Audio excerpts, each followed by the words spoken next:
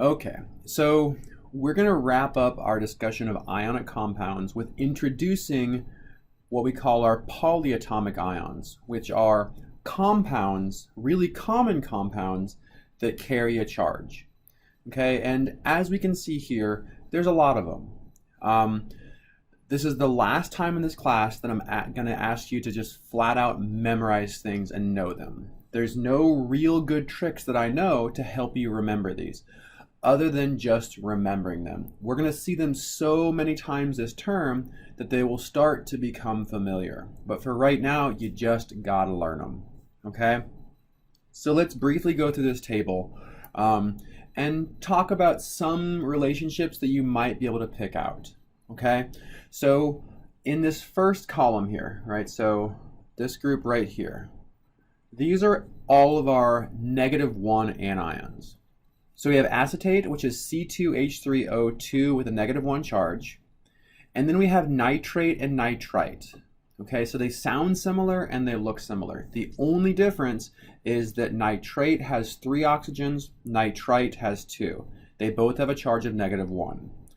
Hydroxide and cyanide, OH- and CN-. And then we move on into this group that I have kind of separated out because these are really related, right? So we have a chlorine with oxygen attached, okay? So if there's only one oxygen attached and it has a -1 charge, this is hypochlorite. If you have 2 oxygens attached, it's chlorite. If you have 3, it's chlorate, and 4, it's perchlorate, okay? And this root here, right, the chlor, it can actually be replaced with pretty much any one of our halogens. So we could have hypobromite, which would be BrO-1. Bromite, BrO2 with a -1 charge. Okay, so these are grouped together for a reason because they're all really related. Okay, we now move over into our -2 ions, which we have here. We have sulfate and sulfite, right? These are related in a similar way as nitrate and nitrite.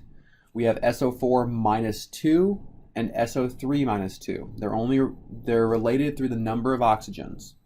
Carbonate is CO3-2-.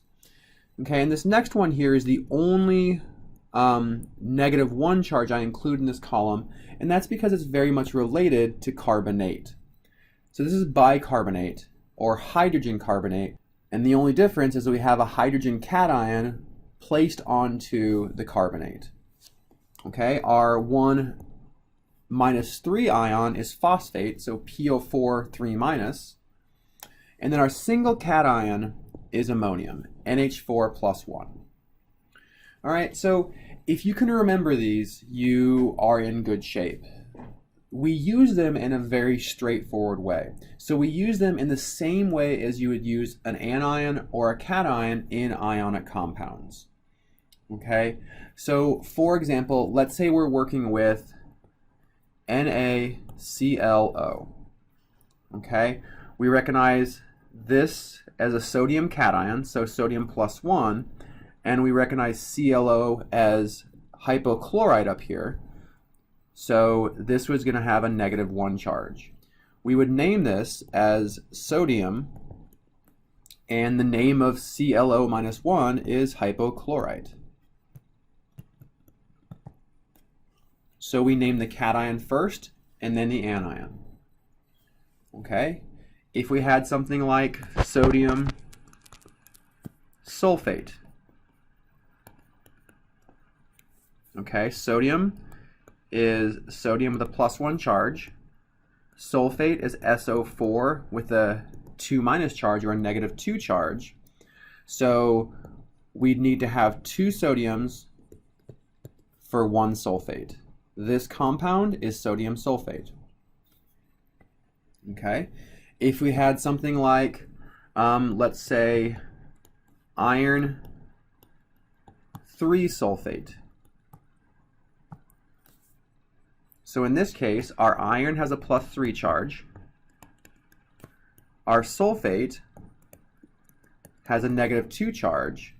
So to make an ionic compound from this, we would need 2 irons, so Fe2 SO4, and we'll go ahead and put the sulfate in parentheses to show that we have 3 full compounds of sulfate. So iron 3 sulfate would be Fe2SO4 in parentheses with a 3 on the outside.